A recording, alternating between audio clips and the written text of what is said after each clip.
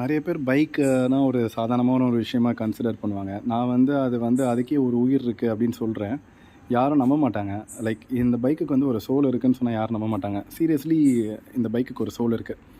ஏன்னா நெனச்சு பாருங்க, நேத்து ஒரு இன்ட்ரெஸ்டிங்கான ஸ்டோரி சொல்றேன். ரீசெண்டா சென்னை ஈசிஆர்ல இருக்க என் ஃப்ரெண்டோட புது வீட்டுக்கு கிரகப்பிரவேசம் முடிச்சு வந்துட்டுருந்தேன். அங்கேருந்து கிளம்ப லேட் ஆகிடுச்சு. ஸோ அரௌண்ட் ஒரு 12:00 தான் கிளம்பணுமே. ஆன் தி வேல அந்த கூவத்தூர் தாண்டி வரும்போது பயங்கரம் இருட்டு. ரோடெல்லாம் கண்ணே தெரியல. செம்ம இருட்டு. நானும் என் ஒய்ஃபும் மட்டும்தான் ட்ராவல் பண்ணுறோம். ஸோ ரீசெண்டாக ரீஸ்டோர் பண்ண இன்ஜின் 1300 கிலோமீட்டர்ஸ் தான் ஓடிருக்கு ரீஸ்டோரேஷனுக்கு அப்புறம். ஸோ அதனால் ஒரு 60 கிலோமீட்டர்ஸ் தாண்டாமல் 60லே மெயின்டைன் பண்ணி தான் ஓட்டிகிட்ருக்கேன். இந்த டயர் பார்த்தீங்கன்னா வீட்டுக்கு பார்க் பண்ணிட்டேன். சரி, எப்போவுமே பார்க் பண்ணதுக்கப்புறம் வண்டியை சும்மா அப்படி சுற்றி பார்த்துட்டு அப்புறம் கவர் போட்டு மூடிடுவேன். வந்தோடனே எனக்கு ஒரு இன்ட்யூஷன் தோணுச்சு. இது வரைக்கும் அந்த மாதிரி தோணுதே கிடையாது.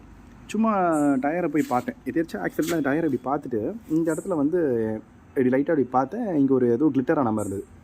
ஏடா இது அப்படின்னு சொல்லிட்டு நான் என்ன பண்ணேன், பார்த்தா ஒரு ஆணி ஒரு நெயில் நல்லா டீப்பாக பெனிட்ரேட் ஆயிருந்தது. ஐயோ, என்னடா இது, டியூப் டயர் ஆச்சு, உள்ளே பெனிட்ரேட் ஆகிருக்கு, பஞ்சரா அப்படின்னு பார்த்தா காற்று நல்லா ஃபுல் லோடில் இருக்குது. காற்று கொஞ்சம் கூட இறங்கலை. ஸோ என்ன பண்ணேன், ஒரு சாவியை வச்சு அந்த ஆணியை வெளியே எடுக்க ட்ரை பண்ணேன். அந்த ஆணி வரல, நல்லா உள்ளே சொருவிட்டு இருக்கு. ரொம்ப கஷ்டப்பட்டு தான் நான் உருவ ட்ரை பண்ணேன். லைட்டாக உருவின உடனே பார்த்தீங்கன்னா ஏர் லீக் ஆக ஆரம்பிச்சிச்சு. சவுண்ட் வந்துச்சு இஸ்ன்னு. உடனே என்ன பண்ணேன், நானே திருப்பி நான் உள்ளே ப்ரெஸ் பண்ணிட்டேன். எப்படி இருந்ததோ அதே மாதிரி ப்ரெஸ் பண்ணிட்டேன். ஸ்டாப் ஆகிடுச்சு ஏர். நியர்பை பஞ்சர் ஷாப் கொண்டு போய் கேட்டேன். அவர் என்ன சொன்னார், ஆணியை பார்த்தோன்னே இல்லை இது பஞ்சர் இல்லை, ஆணி மேலோட்டமாக தான் இருக்குது, உருவுனா சரியாயிடும் அப்படின்னு சொன்னார். சரி ஓகே உருவுங்க அப்படின்னு சொன்னேன். உருவுனா இருப்பாருங்க, காற்று புஷ்ஷுன்னு வந்துருச்சு. அப்புறம் அவர் பஞ்சர்காரே ஷாக் ஆகிட்டார்.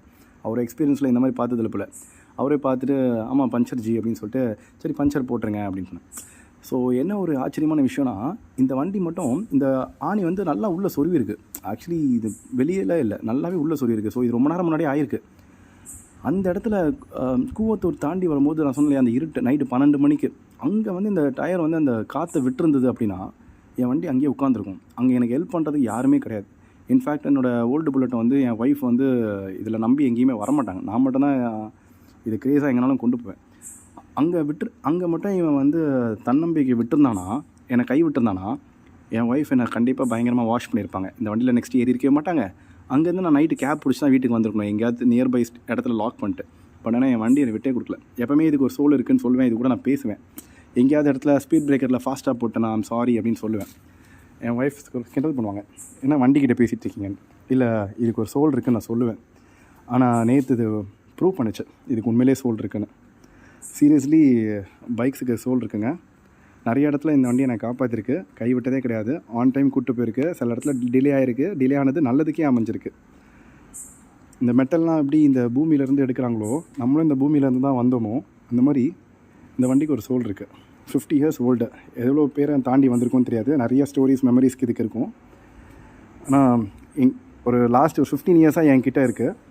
எனக்கும் இந்த வண்டிக்கும் ரொம்ப பெரிய பாண்டிங் இருக்குது. நிறைய மெமரிஸ் இருக்குது. நிறைய இடம் இது கூட ட்ராவல் பண்ணியிருக்கோம். ரீசெண்டாக ரீஸ்டோர் பண்ணியிருக்கேன். இன்னும் பல லட்சம் கிலோமீட்டர்ஸ் இதில் ட்ராவல் பண்ணணுன்ற ட்ரீமோடு வச்சுருக்கேன். தேங்க்யூ.